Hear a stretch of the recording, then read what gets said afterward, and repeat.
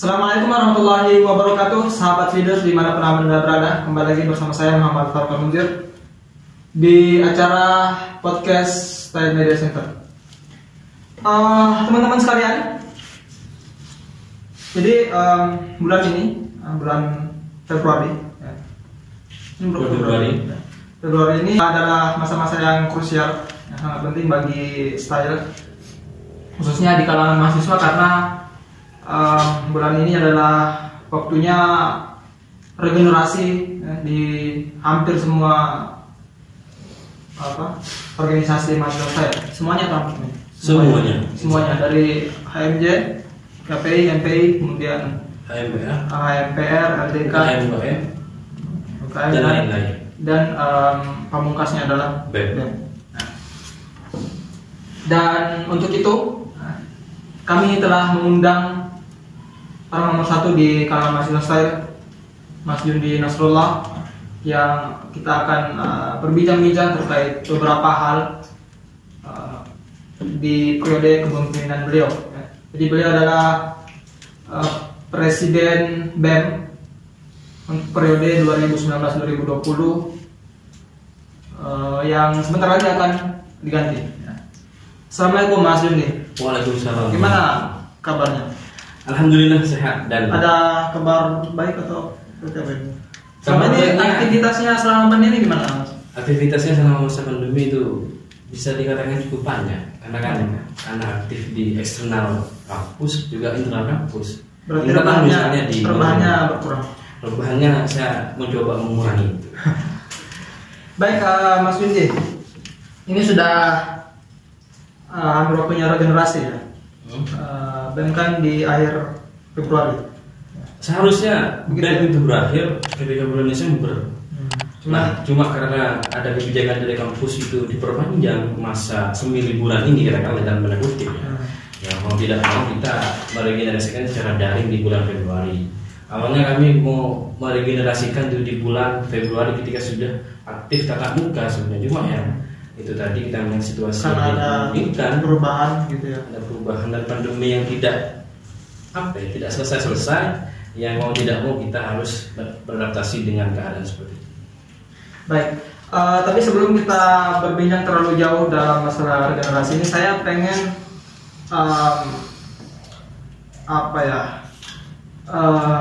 menarik memori Anda, respect gitu ya.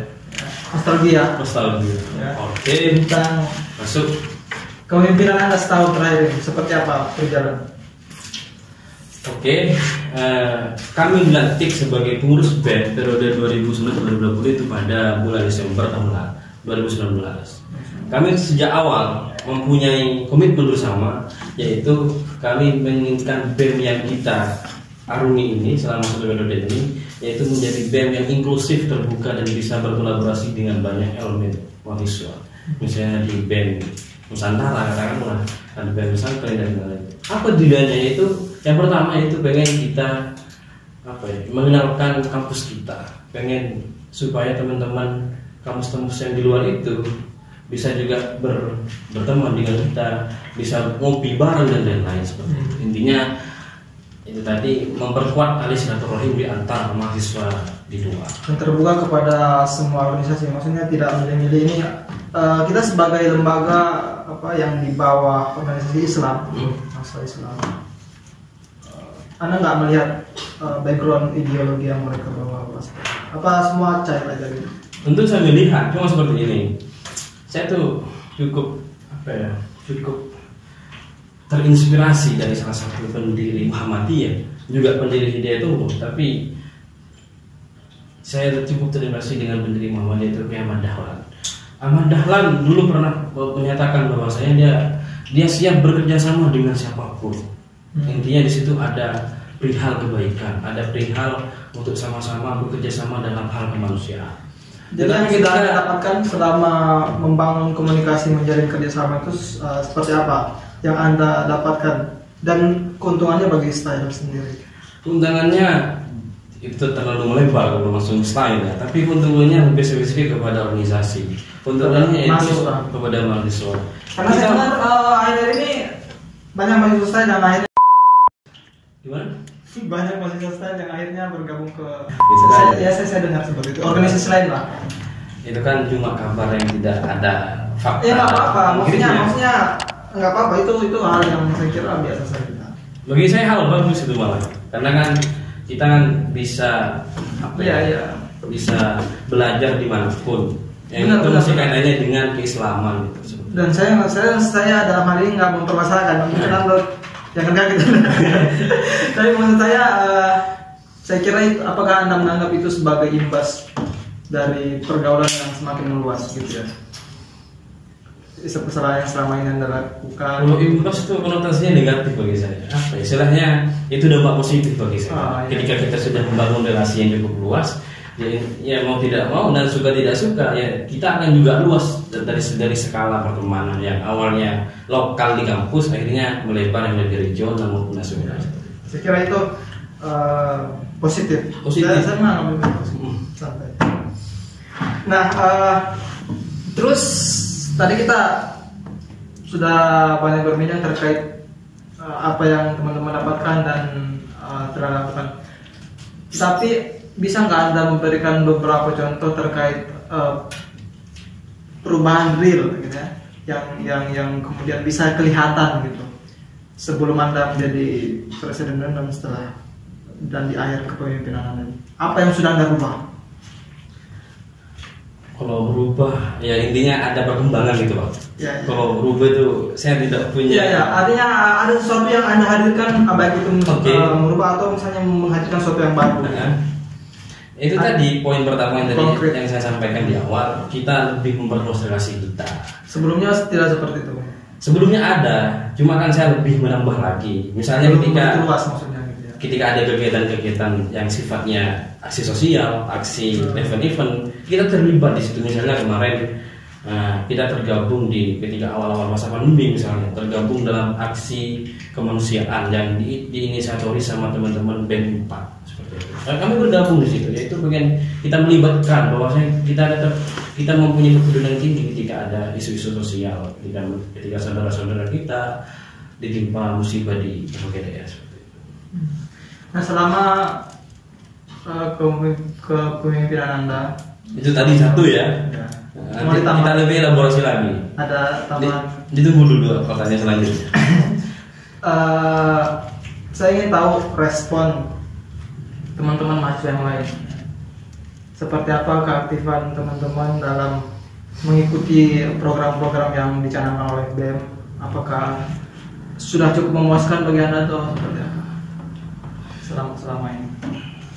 Saya katakan 50-50, 50-50 antara memuaskan dan tidak memuaskan. Jadi menurut Anda mungkin saya ingin lebih memperdalam supaya nanti juga menjadi referensi bagi teman-teman yang akan mengelola BEM selanjutnya. Terkait dengan potensi kelemahan dan kelebihan kelemahan dan kelebihan di style ini.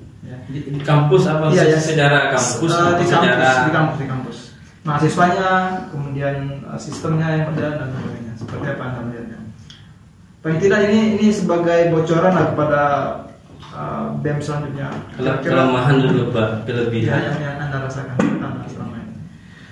Yang kemudian kira-kira kalau membuat program itu akan mendapat dukungan dan akan berjalan secara maksimal, ataupun misalnya ada beberapa tantangan-tantangan yang Anda hadapi selama ini seperti apa? Ini pertanyaan cukup berbobot dan berat, cuma akan saya coba.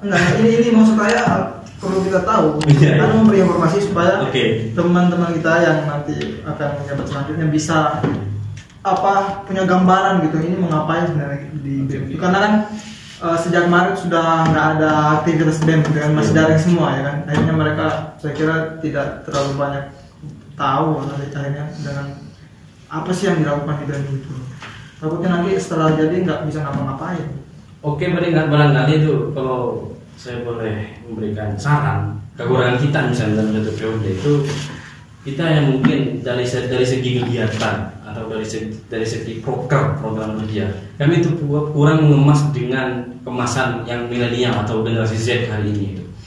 Ya saran saya, karena kan nanti supaya ada terobosan baru di BEM selanjutnya itu ini kan sudah masuk di era yang katakanlah didominasi sama usia produktif gitu Pak. Apalagi mahasiswa gitu yang rata-rata umurnya kan masih muda, masih menjiwai apa ya, masih jiwanya bergelora dalam hal semangat dan lain.